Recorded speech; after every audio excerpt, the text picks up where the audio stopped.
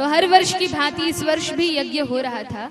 भगवान अभी छोटे ही बालक हैं, 5-6 वर्ष के, और जैसे ही यह यज्ञ होता है सारी सामग्री एकत्रित की जाती है, सारी सामग्री इकट्ठी की गई, यज्ञ के लिए तैयारियां की गई। कई कई महीने पहले से यज्ञ के लिए तैयारियां होती हैं, आयोजन होते हैं।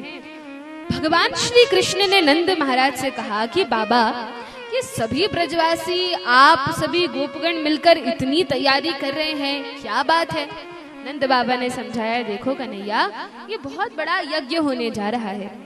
देखिए, भगवान की जो लीलाएं हैं इनसे कई शिक्षाएं मिलती हैं।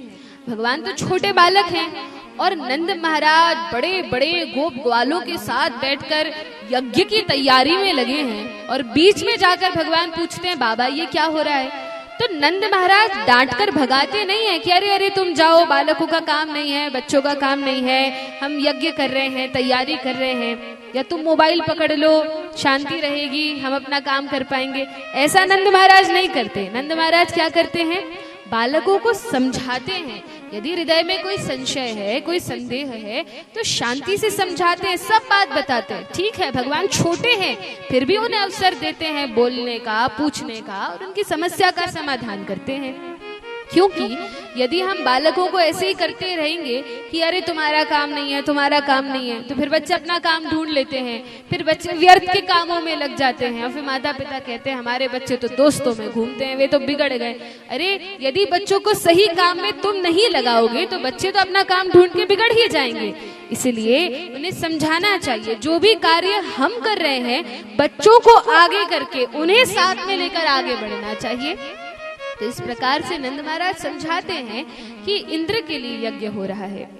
भगवान ने कहा कि बाबा, इंद्र तो एक देवता है, और देवता, उसको इंद्र बनाया ही इसलिए गया है कि वह समय पर वर्षा करे, पृथ्वी से अन्न का उत्पादन सही ढंग से हो, यह सब कार्य वह देखे, ये तो उसका कर्तव्य ही है। इसके लिए अलग से पूजा करने का विधान किसी प्रामाणिक शास्त्र में तो नहीं दिया गया।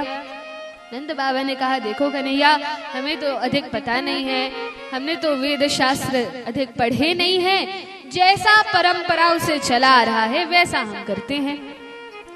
तो भगवान का प्राकट्य हुआ ही है धर्म की संस्थापना के लिए।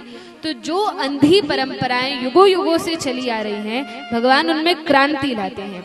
हमें धर्म के नाम पर जो कुछ भी हो रहा है उसका पालन नहीं करना।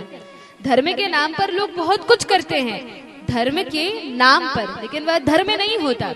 धर्म क्या है? तो कहा, जो शास्त्रों में लिखा है, जो साधु गुरु और शास्त्र कहते हैं, वह धर्म है।